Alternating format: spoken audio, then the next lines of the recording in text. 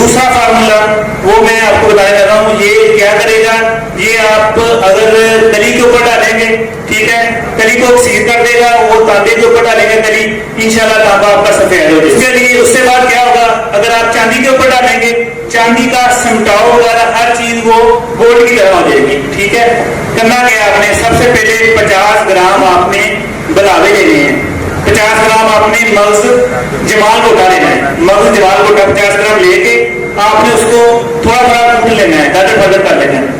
वो लेके आपने कप में डाल देना है। कप बड़ा और साइड का होना चाहिए, नीचे से चौड़ा होना चाहिए।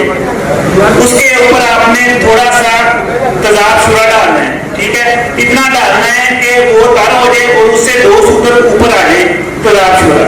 ठीक है, कप में डाल के रख दें, रात को रखेंगे, सुबह को आप देखेंगे खमीर सा पैदा हुआ होगा।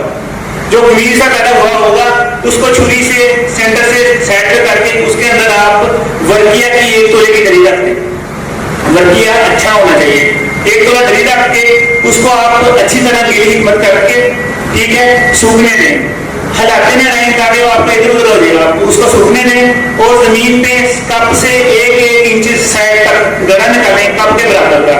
उसमें आप आधा किलो ओपले तोड़ के डाल दें, थोड़े से कप के नीचे डाल दें, कप के नीचे डाल के उसको आग लगा दें, साइड पे आग लगा दें। ठीक है, आप जब इसकी आग ठंडी होगी आपका वर्किया चरकशुदा मिलेगा। उस वर्क को आपने वर्किया को खल कर लेना है, उसके अंदर 1 तोला पारा शामिल कर देना है। पूरा फार्मूला सुनने, आधा फार्मूले का कोई फायदा नहीं है, आप देखेंगे बाद में क्या करना।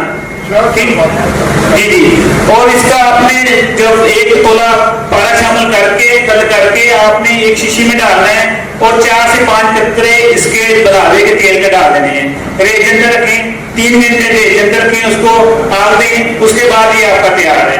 इंशाल्लाह आप कली पे मारेंगे, कली पे काम करेंगे, तांबे पे मारेंगे, तांबे पे काम करेगा। इंशाल्लाह आप बनाएं, दुआ में रखते हैं। हकीम कलाम मसूद साहब, अल मखदूम। शुक्रिया।